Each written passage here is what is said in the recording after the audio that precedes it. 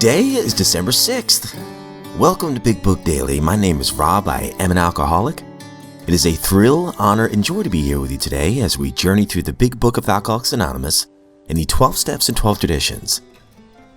Today at the Big Book, we're going to continue our journey through Chapter 10 to Employers. We'll be reading page 141. At the 12 and 12, we're on Tradition 7. We'll read page 164, and we'll read the 24 Hours a Day and Daily Reflection. So with that, hope you all are doing great this morning, my friends. We've been given a brand new set of 24 hours, and that is always an exciting thing. Got a big old smile on my face at 3 in the morning just to be alive and just to be sober today. Let's get to the good stuff.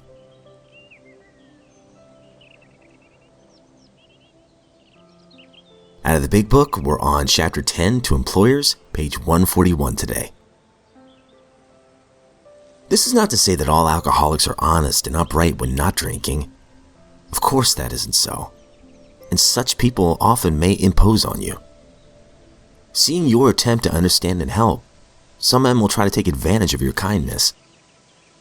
If you are sure that your man does not want to stop, he may as well be discharged.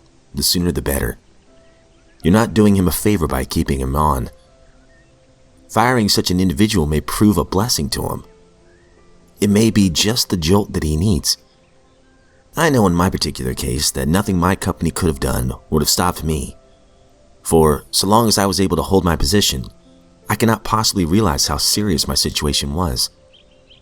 Had they fired me first, and had they taken steps to see that I was presented with the solution contained in this book, I might have returned to them 6 months later a well man. But there are many men who want to stop, and with them you can go far. Your understanding treatment of their cases will pay dividends. Perhaps you have such a man in mind. He wants to quit drinking and you want to help him, even if it be only a matter of good business. You now know more about alcoholism. You can see that he is mentally and physically sick. You're willing to overlook his past performances. Suppose an approach is made something like this. State that you know about his drinking and that it must stop. You might say you appreciate his abilities, would like to keep him, but cannot if he continues to drink. A firm attitude at this point has helped many of us.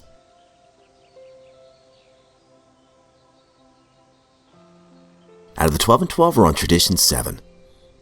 Every AA group ought to be fully self-supporting, declining outside contributions. And if you recall from yesterday's reading, we're talking about another instance where money was complicating things because a lady left $10,000 in her will for the AA Foundation. So let's find out what happened with that amount of money on page 164. What a debate we had on this one. The foundation was really hard up just then. The groups weren't sending in enough for the support of the office, and we had been tossing in all the book income. And even that hadn't been enough. The reserve was melting like snow in springtime. We needed that $10,000. Maybe, some said, the groups will never fully support the office. We can't let it shut down. It's far too vital. Yeah, let's take the money. Let's take all such donations in the future. We're going to need them. Then came the opposition. They pointed out that the foundation board already knew of a total of $500,000 set aside for AA in the wills of people still alive. Heaven only knew how much there was that we hadn't even heard about. If the outside donations weren't declined, absolutely cut off, then the foundation would one day become rich. Moreover, at the slightest intimation to the general public from our trustees that we needed money, we could become immensely rich. Compared to this prospect, the $10,000 under consideration wasn't much. But, like the alcoholic's first drink, it would, if taken, inevitably set up a disastrous chain reaction. Where would that land us? Whoever pays the piper is apt to call the tune.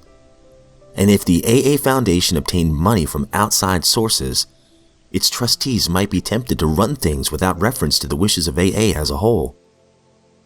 Relieved of responsibility, every alcoholic would shrug and say, "Oh, the foundation's wealthy. Why should I bother?"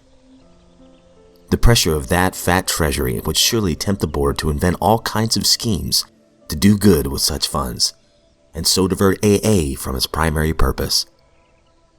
The moment that happened, our fellowship's confidence would be shaken. The board would be isolated and would fall under heavy attack of criticism from both AA and the public.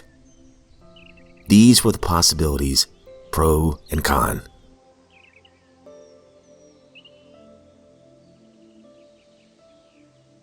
"24 hours a day, December 6th. AA thought for the day. Some people who have had a slip are ashamed of themselves. Sometimes so ashamed that they fear to go back to AA. They develop the old inferiority complex and tell themselves that they are no good, that they have let down their friends in AA, that they're hopeless, that they can never make it. This state of mind is perhaps worse than it was originally. They've probably been somewhat weakened by their slip, but their AA training cannot ever be entirely lost. They always know that they can go back if they want to. They know that there's still God's help for them if they will again ask for it. Do I believe that I can never entirely lose what I have learned in AA? Meditation for the day. Nobody entirely escapes temptation. You must expect it and be ready for it when it comes. None of us is entirely safe. You must try to keep your defenses up by daily thought and prayer. That is why we have these daily meditations. You must be able to recognize temptation when it comes. The first step toward conquering temptation always is to see it clearly as temptation and not harbor it in your mind. Dissociate yourself from it. Put it out of your mind as soon as it appears. Do not think of excuses for yielding to it. Turn at once to your higher power for help. Prayer for the day. I pray that I may be prepared for whatever temptation may come to me. I pray that I may see it clearly and avoid it with the help of God.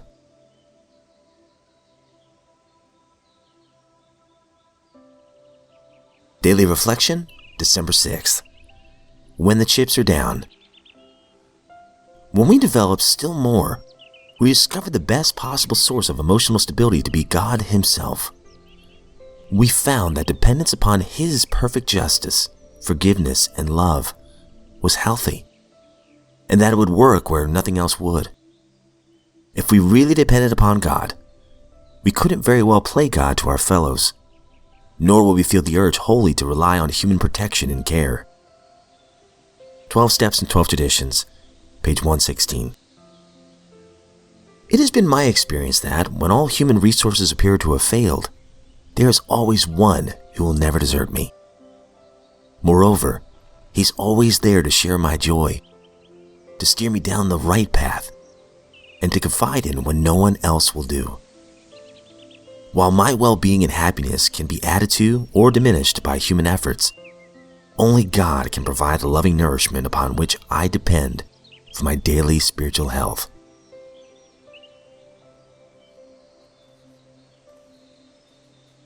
Alright my friends, that concludes today's reading and some beautiful stuff as always, and I know we're running up on time so I'll make it quick.